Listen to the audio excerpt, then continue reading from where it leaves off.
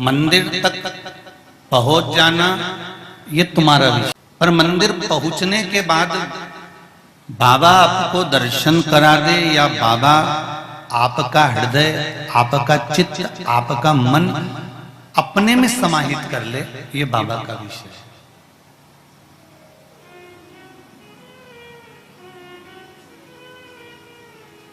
कुबेरेश्वर धाम तक आप पहुंच जाएं, महाकाल तक आप पहुंच जाएं, सत्संग तक आप पहुंच जाएं, कथा तक आप पहुंच जाएं, भगवान की भक्ति तक आप पहुंच जाएं, ये आपका विषय हो सकता है। पर कथा में पहुंचने के बाद बैठ भी जाओगे, कथा सुन भी लोगे, महाकाल बाबा के दरवाजे पहुंच भी जाओगे, कुबेरेश्वर धाम आ जाओगे, ओमकारेश्वर आ जाओगे, या मल्लिकार्जुन पहुंच गए या काशी पहुंच गए, पर वहां पहुंचने के बाद भगवान की अविरल भक्ति प्राप्त कर लेना और भगवान में समाहित हो जाना, और भगवान तुम में समाहित हो जाना, ये परमात्मा के सिवा कोई नहीं कर सकता, ये उसके हाथ में। अब ये विषय बाकी का उसका है।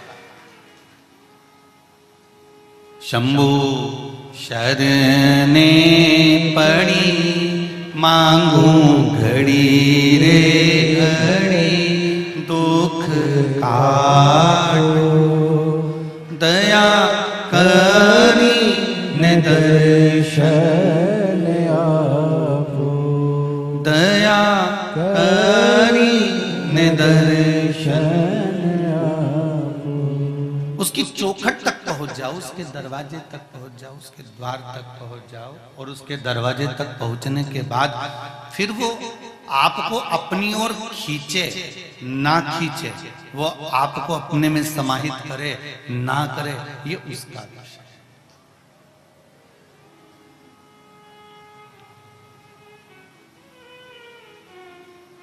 एक बार माता पार्वती श्री गणेश जी महाराज को गोदी में लेकर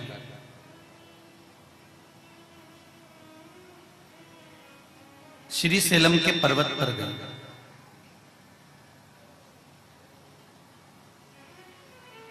और गणेश जी महाराज के कुछ प्रश्न है मात्र 3, जो गणेश जी महाराज ने माता पार्वती से सेलम पर्वत पर, श्री सेलम पर पूछा, मल्लिकार्जुन में पूछा।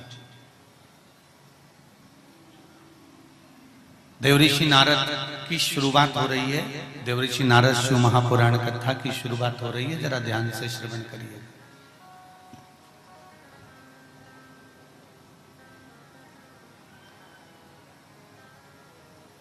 गणेश जी महाराज ने 3 प्रश्न श्री सेलम के पहाड़ पर, पर्वत पर, जहां पर श्री कार्तिकेय बाबा तप साधना में बैठे हुए हैं, जहां पर श्री मल्लिकार्जुन भगवान विराजमान हैं, उस पावन धरा पर भगवान गणेश जी महाराज ने 3 प्रश्न खड़े करे हैं भगवान माता पार्वती जी के सम्मुख। और मेरा निवेदन है, संपूर्ण विश्व के पुत्र और पुत्रियों से निवेदन है, बेटा और बेटियों से निवेदन है, बहू और बेटों से निवेदन है, दामाद और बेटियों से निवेदन है कि जब भी अगर मौका मिले और आप घर के अगर बुजुर्गों के साथ विराजमान हो, घर के बड़ों के साथ विराजमान हो, तो कुछ मन में सत्संग की जिज्ञासा उत्पन्न होना चाहिए, सत्संग के प्रति भाव उत्पन्न होना चाहिए।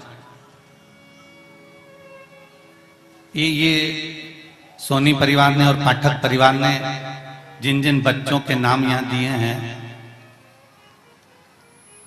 अंशुल है या हिमांशु जी हैं, ये सब बच्चों के नाम जो सोनी परिवार और पाठक परिवार ने दिए हैं, अगर ये बच्चे साथ में आए हुए हैं, कथा श्रवण करने के लिए आए हुए हैं, या माता पिता के कहने पर या माता पिता के बताए अनुसार वो यहाँ पहुंचे हुए हैं, तो इनके मन में कथा के प्रति जो जिज्ञासा है, कथा के प्रति जो रुचि है, कथा के प्रति जो भाव है, वो जागृत हुआ हुआ। और घर के बड़े, घर के बुजुर्ग, घर के बड़ों कथा में जाएं, कथा श्रवण करें, उससे प्रथम होना चाहिए कि घर के छोटे, घर के जो बच्चे हैं, बहुएं हैं, पुत्र हैं, पुत्रवधुएं हैं, बेटी हैं, दामाद हैं, इनके भीतर जब परमात्मा के सत्संग की कथा की रुचि जागृत होती है तो ये निश्चित है कि बुजुर्गों को तो तब साधना करना पड़ता है, तब जाकर परमात्मा से मिलन हो पाता है। पर नवयुवक बच्चे, देवऋषि नारद को देखो, देवऋषि नारद का कभी आपने ऐसा कोई फोटो देखा जिसमें देवऋषि नारद बूढ़े हो गए? अरे जम के तो बोलो जरा, कोई ऐसा फोटो तुम्हारे सामने आया हो जिसमें देवऋषि नारद बुजुर्ग हो गए हो, बूढ़े हो गए हो, देवऋषि नारद का वृद्ध अवस्था आ गई हो, देवऋषि नारद बूढ़े हो गए हो? ऐसा कोई चित्र अगर हमारे सम्मुख में आया हो तो जरूर बताना। और अगर आपके पास में हो देवऋषि नारद के बूढ़े होने का फोटो तो हमारे व्हाट्सएप पे भी डाल देना समिति के, तो हम लोग चेक कर लेंगे, देख लेंगे कि हाँ देवऋषि नारद भी बूढ़े हुए थे। शिव महापुराण की कथा कह रही है, सोनी जी पाठक जी जरा सावधानी से सुनिएगा, ध्यान से। शिव महापुराण की कथा कह रही है कि बच्चों में जब सत्संग के प्रति, भजन के प्रति, स्मरण के प्रति जागरूकता उत्पन्न हो जाती है, जो युवान अवस्था से ही परमात्मा की भक्ति में डूब जाता है, तो शिव महापुराण की कथा कहती है उसका कभी बुढ़ापा आता ही नहीं है, वो सत्संग में ही लीन रहता है। अब जितने बूढ़े बैठे होंगे ना, ये टेंशन में आ गए होंगे।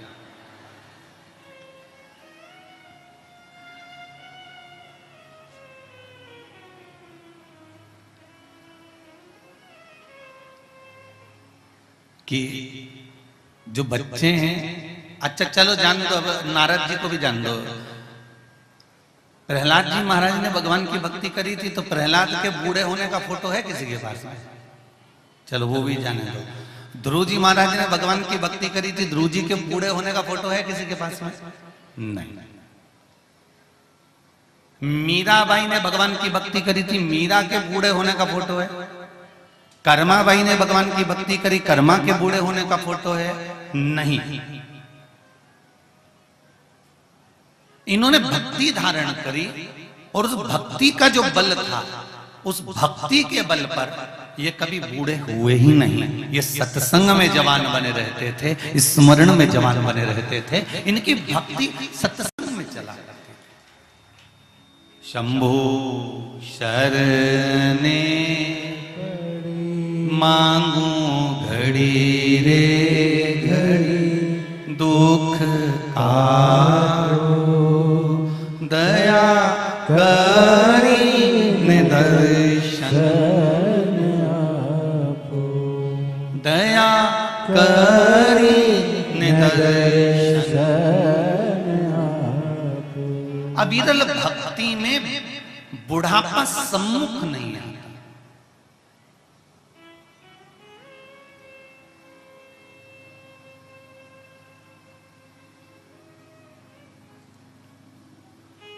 जहां प्रेम है, जहां भक्ति है, जहां स्नेह है, वहां बुढ़ापा सम्मुख नहीं हुआ।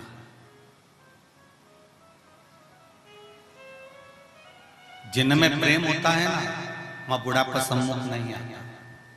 चाहे परमात्मा के प्रति प्रेम रख लो, चाहे परिवार के प्रति प्रेम रख लो, जहां पर अविरल भक्ति समाहित है वहां पर बुढ़ापे का कोई क्रम नहीं।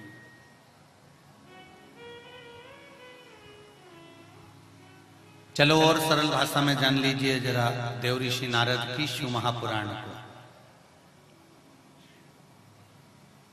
दांत बूढ़े होके गिर जाएंगे, अरे बोलो तो जीजियो, सही है, ठीक है। नेत्र बूढ़े होके एक दिन दिखना धीरे धीरे धीरे धीरे बंद हो सकता है।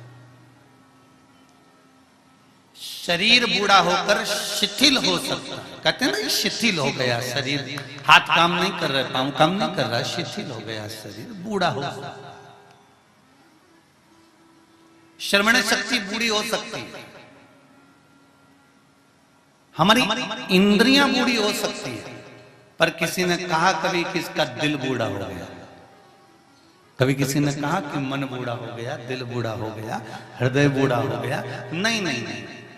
अगर जब पूछो तब कहो भैया क्या उत्साह है, दिखने में तो डोकरी दिखे, बूढ़ी दिखे, पर घर में जब 10 मना का जाए, घर में जब 10 लोग आ जाए तो बुढ़िया ऐसी बढ़ बढ़ के काम करे। हमारी अम्मा का शरीर शिथिल हो गया, पर दिल, मन, चित्त, वृत्ति वो अभी भी चल रहा है।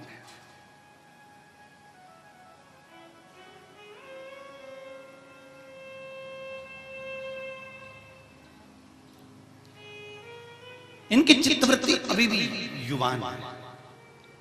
उसका कारण क्या है? केवल एक सत्संग, केवल एक भजन। भजन का बल बड़ा प्रबल होता है। शिव महापुराण में देवऋषि नारद की संवाद के अंतर्गत ये जो संवाद आया है, श्री गणेश जी महाराज ने श्री सैलम पर, कार्तिकेय महाराज की पावन धरा पर, मल्लिकार्जुन की पावन धरा पर, श्री सैलम में 3 प्रश्न श्री गणेश जी महाराज ने करे। और वो गणेश जी के 3 प्रश्न आपको भी ज्ञात होना चाहिए। पहला प्रश्न गणेश जी महाराज ने अपनी माता से कहा, मां, मृत्यु लोक के अंतर्गत इस भूमि पर जन्म लेने के बाद में अगर व्यक्ति को वृद्ध अवस्था का सामना ना करना पड़े तो उसके लिए क्या करना चाहिए? सुन लेना जवान भाई, जितने भी बेटा बेटी बैठे हैं और जितने आस्था चैनल पर, फेसबुक, यूट्यूब पर सुन रहे हैं, बड़े ध्यान से सुन लेना कि मान लो कि हमें वृद्ध अवस्था देखना ही ना पड़े, उसके लिए क्या करना पड़े? तो कहा उसका एक ही साधन है, राम राम रटते रहो जब तक घट में प्राण, कब हो तो दीन दयाल के भनक पड़ेगा। महाराज, एक कर्म करते रहो, तुम्हारा कर्म जरूर करो, काम करते करते करते करते करते करते भी भगवत स्मरण करते रहो।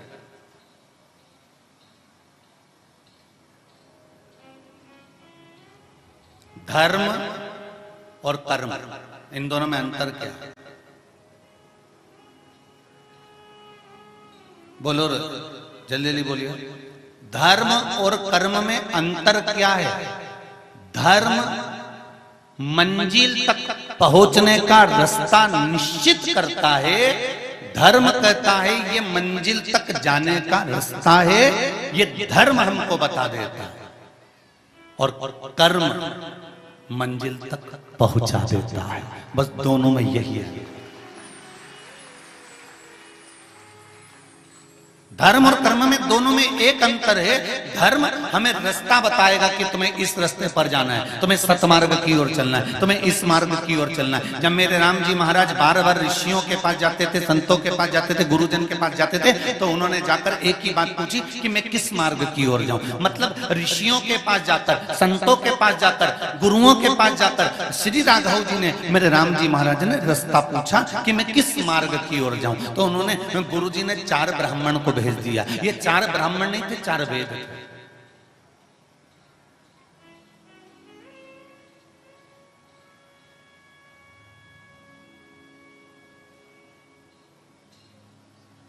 चार ब्राह्मणों को भेज दिया कि 4 ब्राह्मणों के पीछे चले जाओ। ये 4 ब्राह्मण नहीं है, 4 वेदों के पीछे भेजा।